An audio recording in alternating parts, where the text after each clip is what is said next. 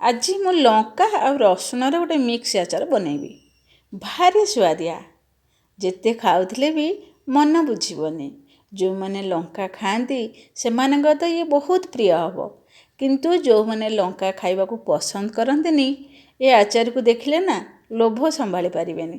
ଯେମିତି ହେଲେ ଟିକେ ଖାଇବା ପାଇଁ ଇଚ୍ଛା କରିବେ। ଏ ଆଚାରକୁ ଆମେ ରୁଟି, ପରଟା, ଭାତ ସହିତ ମଧ୍ୟ ଖାଇପାରିବା। ଚକୁଳି ସହିତ ଭାରି ସୁଆଦିଆ ଲାଗେ ଏ ଆଚାର। ଲଙ୍କା ଆଉ ରସୁଣର ଆଚାର ଦେଖିବାକୁ ଯେମିତି ସୁନ୍ଦର ଆଉ ଲାଗିଥାଏ ମଧ୍ୟ ସେମିତି ସୁନ୍ଦର। ଭାରି ବଢ଼ିଆ ଲାଗିଥାଏ। ଚାଲନ୍ତୁ ଆଜି ଆମେ ଲଙ୍କା ଆଚାର ବନେଇବା। ଲଙ୍କା ଆଚାର ବନେଇବା ପାଇଁ ମୁଁ ପାଏ ଲଙ୍କା ନେଇଛି। ଏମିତି ବହୁତ ରାଗୁଆ ଲଙ୍କା ଇଏ, ବହୁତ ରାଗ। ତେଣୁ ମୁଁ ଏଇ ଲଙ୍କା ଗୁଡ଼ିକୁ ଆମେ ଫ୍ରେଶ୍ ଲଙ୍କା ନେଲେ ବହୁତ ବଢ଼ିଆ ଆଚାର ବନିଥାଏ। ଏ ଲଙ୍କା ଗୁଡ଼ିକୁ ମୁଁ ସଫା କରି ଧୋଇ ଦେଇଛି। ଆଉ ତାପରେ ତାକୁ ପାଣି ଭଲାରେ ଛାଡ଼ି ଦେଇଛି। ଏବେ ମୁଁ ତାକୁ କାଟିବି, ଛୋଟ ଛୋଟ କରି କାଟିବି। ଦେଖନ୍ତୁ ଗୋଟେ ଲଙ୍କାକୁ ମୁଁ ତିନି ତିନି ଖଣ୍ଡ କରୁଛି। ଛୋଟ ଛୋଟ ଲଙ୍କା କରିବାକୁ କାଟିଦେବା ଛୋଟ ଛୋଟ କରି। ଆଉ ତାପରେ ଆମେ ଆଧିରେ ଆଚାର ବନେଇବା। ମୁଁ ଯେଉଁ ପ୍ରୋସେସ୍ରେ ଆଚାର ବନାଉଛି ଆପଣମାନେ ଧ୍ୟାନର ସହିତ ଦେଖନ୍ତୁ। ଏମିତି ବନେଇବେ ବହୁତ ବଢ଼ିଆ ହେବ। ଆଉ ବର୍ଷ ସାରା ଆଉ ନିରାପଦରେ ଖାଇପାରିବେ, ବିଲକୁଲ ଖରାପ ହେବନି। ଏମିତି ଲଙ୍କା ଗୁଡ଼ିକୁ କାଟିକିରି ନେଇଯାଇଛି ଛୋଟ ଛୋଟ ପିସ୍ କରିକିରି। ତାପରେ ମୁଁ ରସୁଣ ନେଇଛି 100 ଗ୍ରାମ।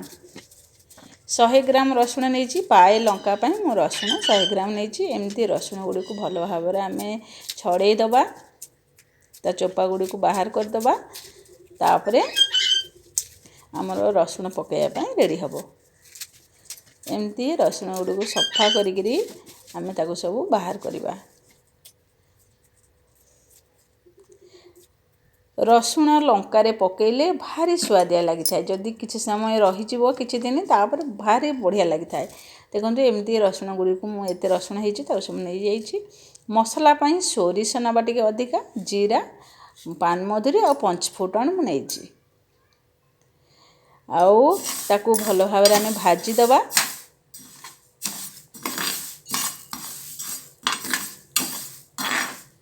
ମୁଁ ଗୋଟେ ଥର ମସଲା ବନେଇଲେ ମୁଁ ଦୁଇଟା ଆଚାର ବନେଇ ଦିଏ।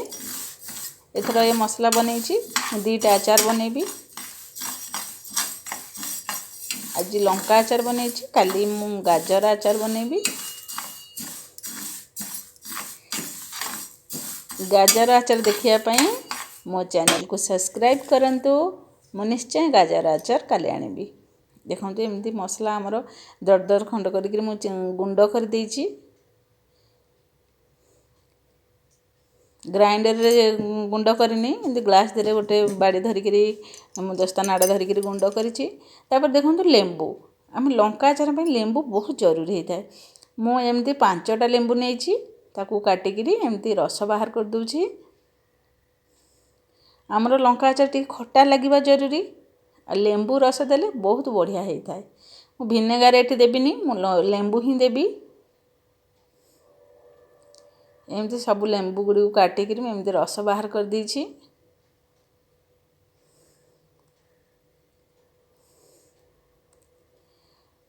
ଲଙ୍କା ଆଚାର କାହାକୁ କାହାକୁ ପସନ୍ଦ ମୋତେ କମେଣ୍ଟ କରି ନିଶ୍ଚୟ ଜଣାଇବେ। ତାପରେ ଦେଖନ୍ତୁ ମୁଁ ରସୁଣକୁ ଏମିତି ଗୁଣ୍ଡ କରିଦେଇଥିଲି, ଛେଚି ଦେଇଥିଲି ହେମଦସ୍ତାରେ। ତାପରେ ତାକୁ ମୁଁ ଦେଇଦେଇଛି। ତାପରେ ଆବଶ୍ୟକ ହିସାବରେ ଲୁଣ ଦେବା। ଲଙ୍କା ଆଚାର ଟିକେ ଅଧିକା ଲୁଣ ଦେଲେ ଆମର ଏଇଟା ବହୁତ ଦିନ ପର୍ଯ୍ୟନ୍ତ ରହିପାରିବ। ସାଧାରଣତଃ ଆଚାରରେ ଟିକେ ଲୁଣ ଅଧିକା ଲାଗିଥାଏ। ତାପରେ ହଳଦୀ ଦେବା।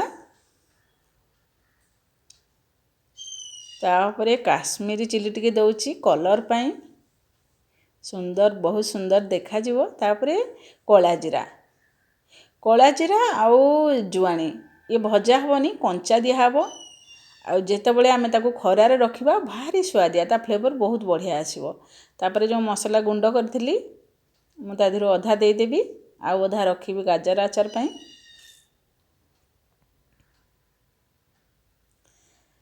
ଦେଖନ୍ତୁ ସବୁ ମସଲା ଗୁଡ଼ିକ ଆମର ଦିଆ ହେଇଗଲା। ଏବେ ଦେବା ତେଲ। ମୁଁ ତେଲକୁ ଗରମ କରିଦେବିନି। ମୁଁ ଆଚାରରେ ଏମିତି ଥଣ୍ଡା ତେଲ ହିଁ ଦିଏ, ଗରମ କରେନି, ଫୁଟାଏନି ବିଲକୁଲ। ମୋ ଆଚାର ବିଲକୁଲ ଖରାପ ହୁଏନି, ଏମିତି ବହୁତ ବଢ଼ିଆ ହୁଏ, ବର୍ଷ ସାରା ରୁହେ। ଆପଣମାନେ ଚାହିଁଲେ ବି ତେଲକୁ ଫୁଟେଇକିରି ଥଣ୍ଡା କରି ଦେଇପାରିବେ। ଏମିତି ତାପରେ ଆମେ ଘାଣ୍ଟି ଦେବା, ବହୁତ ଭଲ ଭାବରେ ଘାଣ୍ଟିବା।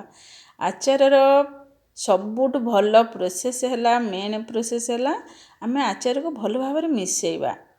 ସବୁ ମସଲା ଗୁଡ଼ିକୁ ଆମେ ଯଦି ଭଲ ଭାବରେ ମିଶାଇ ପାରିବା, ଭଲ ଭାବରେ ମିଶାଇବା, ତାହେଲେ ଆଚାର ଭିତରକୁ ସବୁ ମସଲା ଯାଇପାରିବ ଆଉ ଭଲ ଭାବରେ ମିଶିପାରିବ ଆଉ ଆଚାର ବହୁତ ଦିନ ପର୍ଯ୍ୟନ୍ତ ଆମର ରହିପାରିବ। ଏତେ ମେହନତ କରି ଆଚାର ବନେଇବା, ଯଦି ଆଚାର ଖରାପ ହେଇଗଲା ତ ବହୁତ କଷ୍ଟ ଲାଗିଥାଏ, ଦୁଃଖ ଲାଗିଥାଏ। ତେଣୁ ଧ୍ୟାନର ସହିତ ସବୁ ପ୍ରୋସେସ୍ ଗୁଡ଼ିକୁ ଦେଖନ୍ତୁ ଆଉ ମୁଁ ଯେମିତି ବନାଉଛି ସେମିତି ବନାଇବା ପାଇଁ ଚେଷ୍ଟା କରିବେ। ନିଶ୍ଚୟ ବର୍ଷେ ରହିବ ଗ୍ୟାରେଣ୍ଟି ସହ। ଦେଖନ୍ତୁ ଏମିତି ହେଇଗଲା। ଏବେ ମୁଁ ଭଲ ଭାବରେ ଘାଣ୍ଟି ଦେଲି, ବଢ଼ିଆ ଭାବରେ ମିଶିଗଲା। ମୁଁ ତାପରେ ଆକୁ ଡବାରେ ଭରିବି ଆଉ ଖରାରେ ନେଇକରି ରଖିବି। ଏବେ ଆମର ଲଙ୍କା ଆଚାର ପୁରା ପ୍ରସ୍ତୁତ। ଲଙ୍କା ଆଉ ରସୁଣର ଆଚାର ଦେଖିବାକୁ ଯେତେ ସୁନ୍ଦର ଲାଗୁଛି, ଖାଇବାକୁ ମଧ୍ୟ ଭାରି ବଢ଼ିଆ। ମୋ ପୁଅର ଇଏ ବହୁତ ପସନ୍ଦ। ଚକୁଳି କଲେ ମାନେ ମୋତେ ଆଚାର ମାଗେ, ଲଙ୍କା ଆଚାର। କିନ୍ତୁ ସେମିତି ସେ ଲଙ୍କା ଖାଏନି, କିନ୍ତୁ ଲଙ୍କା ଆଚାର ଖାଇବା ପାଇଁ ତା'ର ଭାରି ଲୋଭ। Thank you for watching my video.